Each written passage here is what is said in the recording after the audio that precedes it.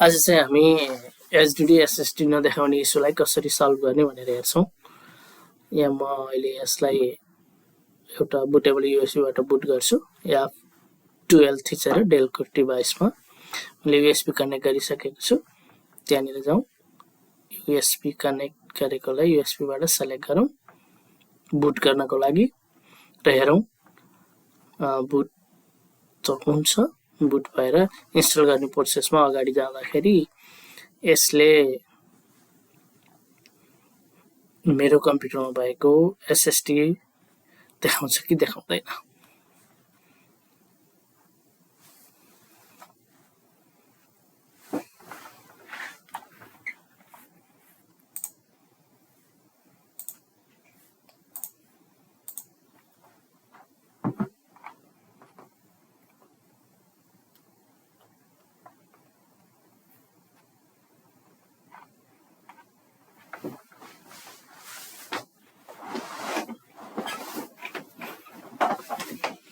म चाहिँ windows 11 pro setup गर्दैछु।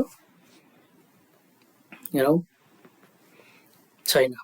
हेर्नुहोस् त, यहाँ त हार्ड डिस्क देखाउनु पर्ने हो नि, अनएलोकेटेड स्पेस। यदि पहिल्यै इन्स्टल गरेको छ भने सी ड्राइभ, डी ड्राइभ, ई ड्राइभ देखाउनु पर्ने। यसको लागि दुईटा अप्सन छ।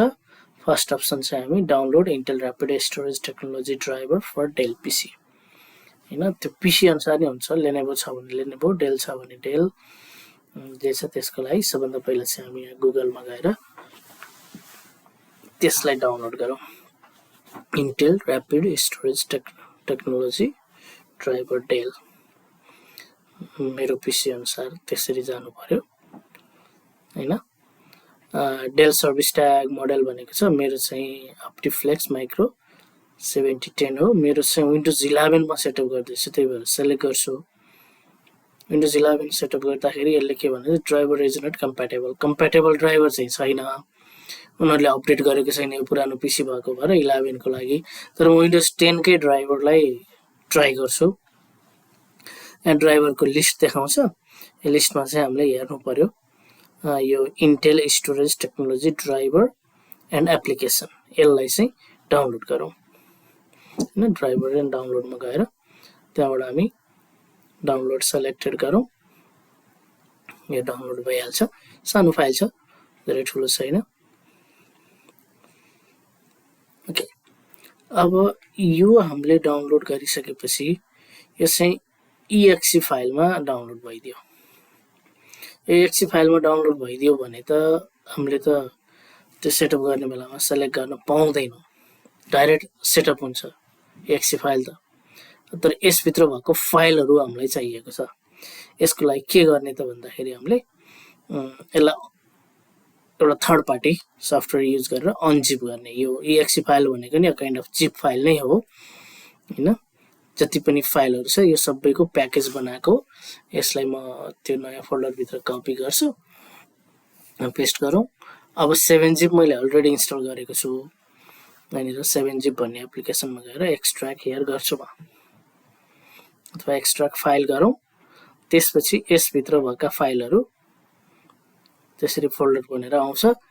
अब के गर्ने त, यसलाई एउटा युएसबीमा, यो त अर्को कम्प्युटरमा गर्नु पर्यो हामीले, एउटा युएसबीमा कपी गरौँ। ओके, त्यहाँभित्र फोल्डर पनि छ, त्योभित्र ड्राइभर VMD, खास गरी यो VMD ड्राइभर भन्छ, हामीलाई यो चाहिने हुन्छ VMD ड्राइभर। यसलाई युएसबीमा कपी गरेर त्यही जुन कम्प्युटरमा विन्डोज सेटअप गर्ने हो त्यहाँनिर गएर जाउँ अनि त्यहाँबाट ब्राउज गरौँ। त्यहाँ मैले इन्टेल ऱ्यापिड भन्ने फोल्डरमा पेस्ट गरेछु टेक्नोलोजी, होइन। क्लिक गर्दै जाउँ। ड्राइभर्स VMD ड्राइभर हामीलाई चाहिने हो, दुईटा ड्राइभर त्यहाँ देखायो। त्यसलाई नेक्स्ट गरेपछि चाहिँ त्यसको ड्राइभर इन्स्टल हुन्छ र हामीलाई त्यो हार्ड डिस्क अथवा SSD जुन छ त्यो देखाउँछ। अब अहिले त SSD नै युज हुन्छ, HDD त पुरानो भइहाल्यो। हेर्नुहोस् त्यसमा भएको पार्टेसनहरू, होइन, कतिवटा पार्टेसन थियो। त्यसले आफ्नो त्यहाँ ड्राइभ 1 ड्राइभ 0 भनेर देखाउँछ। दुई तीनटा हार्ड डिस्क कतिवटा लगाएको छ भने ड्राइभ 1 ड्राइभ 0 ड्राइभ 1 ड्राइभ 2, त्यो भनेको पार्टेसन हो। सी ड्राइभ, डी ड्राइभ, ई ड्राइभ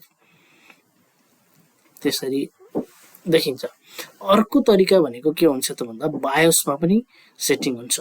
किन भन्दा त्यो खास रेड कन्फिगरेसन गर्नको लागि हो त्यो सिस्टम बनाएको चाहिँ जुन डिभाइसहरू हुन्छ तिनीहरूमा रेड कन्फिगर गर्नको लागि डेल सर्भरहरूमा त्यसको लागि त्यसरी गरेको हुन्छ।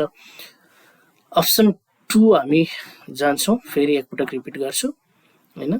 त्यो ब्राउज गरेर गइसकेपछि इन्टेल ऱ्यापिड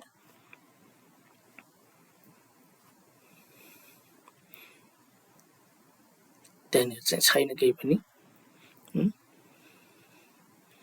न्यूमा जाउँ, प्रोडक्ट्स जहाँनिर राखेको छ त्यहाँनिर जानु पर्यो नि, फाइन्ड आउट गर्नु पर्यो। ड्राइभर्स BMD देखाउँछ, फाइल देखाउँछ, नेक्स्ट गरेर जानु पर्यो है। यो कुरा सम्झिनुहोस्, यसलाई Intel rapid storage technology BMD controller भनेर भन्छ। अब यसलाई मैले रिस्टार्ट गर्छु एकपटक। अप्सन 2 मा जाउँ। अप्सन 2 मा जानलाई म यसलाई रिस्टार्ट गरेपछि यसको बायोस सेटिङमा जान्छु है। बायोसमा NVMe storage instant of RAID बायोसमा जाउँ। बायोसमा जानको लागि हामी F2 गर्छौँ डेल पीसीमा, म्याच गर्छु।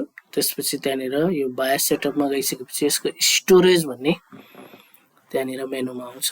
त्यस्तो स्टोरेज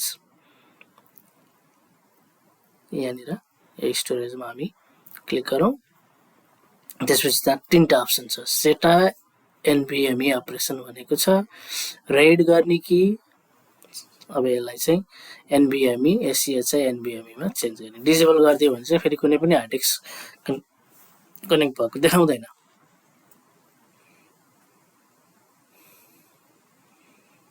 त्यसलाई बायोसलाई सेभ गरौँ। म मेरो क्यामेराबाट रियल पीसीमा नै यो भिडियो रेकर्ड गरिरहेको छु। त्यसपछि बुट गरौँ यसलाई फेरि।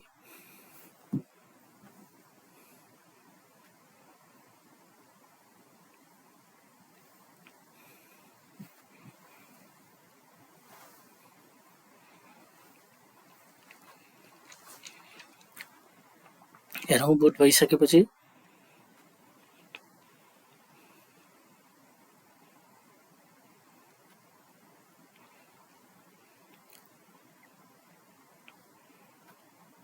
याद गरौँ है, मैले त्यसलाई रेडबाट NVMe मा चेन्ज गरेको छु।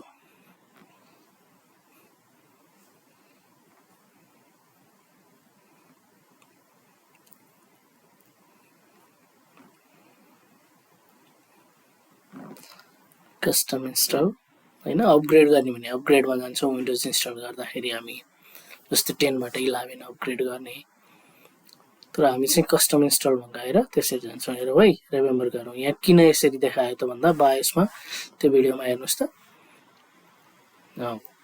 अब फेरि म यसलाई चाहिँ बायोसमा गएर त्यो NVMe बाट रेडमा नै पुरानै अवस्थामा एकपटक स्विच गरेर हेर्छु देखाउँछ कि देखाउँदैन टेस्टिङको लागि।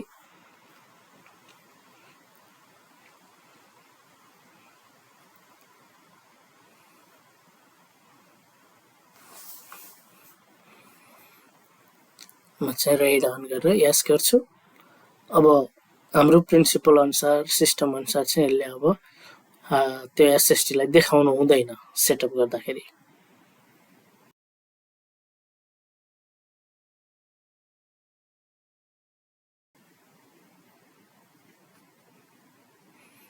बुट गरौँ। मैले बुटेबल USB अलरेडी कनेक्ट गरिसकेको छु, त्यो त समस्या भएन। Okay, let's see if that works. That works.